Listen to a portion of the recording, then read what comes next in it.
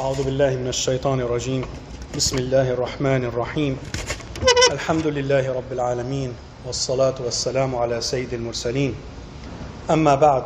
Allah Tabaraka wa Ta'ala says in His glorious book in Surah Al-Baqarah, chapter 2, verse 111, وَقَالُوا لَا يَدْخُلَ الْجَنَّةَ إِلَّا مَنْ كَانَ هُودًا أَوْ نَصَارَى تِلْكَ أَمَانِيُّهُمْ قُلْ هَاتُوا بُرْهَانَكُمْ إِن كُنتُمْ صَادِقِينَ. And they say, that means the Jews and the Christians, and they say, none will enter paradise except one who is a Jew or a Christian. They limited the entry to paradise to their groups. And the verse says, Allah replies, تِلْكَ أَمَانِيُّهُمْ, that is merely their wishful thinking. Say, produce your proof if you should be truthful. Now the Jews claimed that paradise is just for them and nobody else. The Christians did the same thing. You have to be a Christian to enter into heaven and nobody else. And unfortunately some Muslims do the same thing. Only us go to heaven and then everybody else is going to hell. That who enters to heaven and who doesn't, that's Allah's business. That's not ours to make, to make that claim. And Allah says that's their wishes. That's their wishful thinking. You want to go to heaven? There are conditions and there's a process to follow to go to heaven. It's not by mere wishes. And Allah responded, with that is wishful thinking. Because talk is cheap. You can make any claim that you want. But Allah Tabaraka wa Ta'ala does not deal with us according to our speech or according to our wishes. You can wish to be a doctor all you want, unless you go to school and pay the tuition and study and put in the long years that you have to do. You'll never be a doctor. You cannot just wish yourself to be a doctor. A king cannot wish for his son to be a surgeon. You still have to you have to pay your dues in order to reach that. It's a great sin to limit Allah's mercy to one group or another. That's not our job. That's Allah's job. He decides who goes to paradise and who doesn't. We hope that we are among them, but we cannot be certain, and we cannot make such a claim. This type of claim that so and so is in heaven. Who are you to decide? That's Allah's decision. That's not yours. You pray that somebody is in heaven, but you don't know for sure because it's Allah's decision ultimately. If you claim to be a believer, you can make any claims you want, but the proof is in the action. Allah says, "Hatu burhanakum." If truly you claim that heaven is yours, where's your proof? You made the claim. What is your proof? Where is the proof? You can make anything that you want. The verse that follows that, in verse 112, Allah says, بَلَى مَنْ أَسْلَمَ وَجْهَهُ لِلَّهِ وَهُوَ مُحْسِنٌ فَلَهُ أَجْرُهُ عِنْدَ رَبِّهِ وَلَا خَوْفٌ عَلَيْهِمْ وَلَا هُمْ يَحْزَنُونَ. Yes, on the contrary, whoever submits his face in Islam to Allah while being a doer of good, he will have his reward with his Lord, and no fear will there be concerning them, nor will they grieve. Now, submitting the face in Arabic means yourself. Because whenever you move, you're moving face forward. So the face in Arabic is the embodiment of you, the essence of who you are. That means you submit yourself to Allah with every fiber of your being. That's what aslama wajhahu lillah. And it's not just that. It's submission, وَهُوَ muhsin, and he is a doer of good. Allah combined this submission to Him with actions to prove your submission. So if you desire to enter to heaven, then the path is through submission to Allah Tabaraka wa Ta'ala. And submission is doing actions according to Allah's directives and seeking His pleasure behind them, not for some enrichment in this life. That's what ihsan is. Ihsan is to perfect your actions for the sake of Allah and do it according to His directions and according to the Sunnah. So Allah connected hope with action and not to wishful thinking. You want to go to paradise?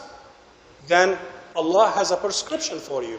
You have to believe and you have to do good to show Allah how committed you are and how serious you are about getting there.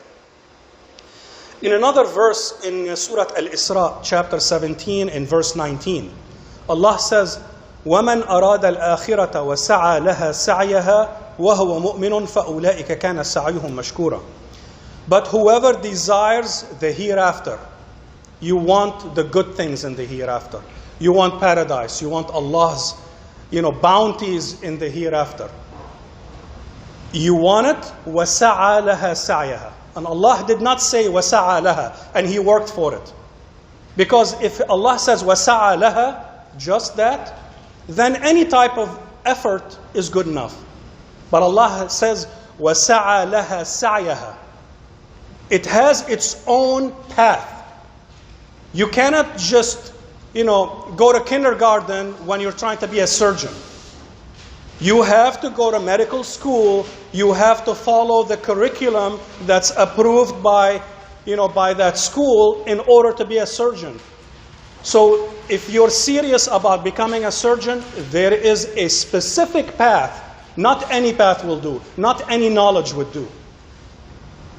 So وَسَعَى لَهَا سَعْيَهَا. It's very specific that you have to follow. Not every action is accepted by Allah. You have to do the things that are due for that path. So the sleepless nights, when you're trying to be a surgeon, the sleepless nights, taking a second job to pay for college, getting the curriculum, buying the books, putting the effort, trying to get good grades. This is the sa'i for becoming a surgeon. That's the path that you take to become a surgeon. So you want the good things in the hereafter, you want paradise, you want goodness of unimaginable scale without working for it, without putting the due. You have to pay your dues in order to get that. Of course, with Allah's mercy and with Allah's fadl. But you have to earn that. It's not for anyone. So wanting it without working for it is meaningless. It's just lip service. And Allah does not deal with us according to lip service. Oh, may Allah put us in heaven. Well, inshallah. But what are you doing to increase your chances to get there? Do you pray? No. Do you give zakat? How do you expect to go to heaven without putting your dues? And if people are waking up at 3 o'clock in the morning before Fajr to pray to Allah and to ask Him and plead with Him, will they have the same treatment as somebody else who's sleeping in through Fajr, waking up and praying Dhuhr? No. You have to be serious. If you want it, you have to pay your dues to earn it. It is nonsense to just wish for it, because such a precious thing, you have to work for it. You have to pay your dues to earn it. Allah will not will not deal with us based on our speech. You can claim whatever you want. He sees what is in our hearts and what action is manifesting from what is from the inside. So we want it, there's a price that we have to pay for it. Seeking knowledge about Allah, knowledge about His commands. You cannot be a merchant without knowing what is halal and what's haram. What can you do and what can't you do? You can't just go through life like that. You have to have knowledge. And, you have to do good deeds. These are all part of the path to get to heaven and to get to the good things in the hereafter if you wish for it. So performing prayers with focus and punctuality, fasting, doing charity, doing hajj, seeking knowledge about Allah and His commands, steadfastness on Allah's orders. You know the order and you stick to it verbatim. You don't stray from it. That's what steadfastness is. Excellence in manners, having the best manners. People hurt you, you don't hurt them back. You forgive them and you display the best manners possible when possible in order to show them that you are a good believer. Donating time, donating effort, donating expertise, these are all milestones on this path to heaven. It's not easy. I mean, there is nothing easy, there is nothing of value in this life that does not include putting a lot of effort. In order to become an engineer, I mean, the expression is your eyes pop out by the time that you finish your studying.